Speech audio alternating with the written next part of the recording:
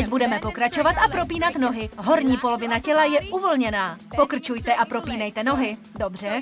Vidíme, jedno koleno je pokrčené a bok na opačné straně vyjede nahoru. Chápete? Fajn.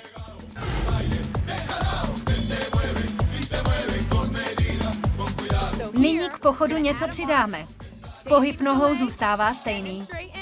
Pokrčit a propnout. Přesuňte váhu na patu a mírně ji zvedněte. Horní polovina těla je stále uvolněná. Je to jasné? Dobře.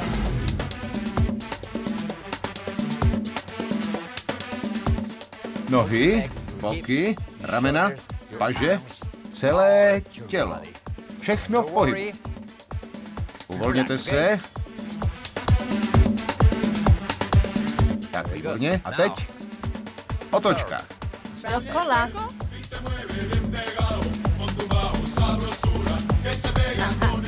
Tímhle směrem.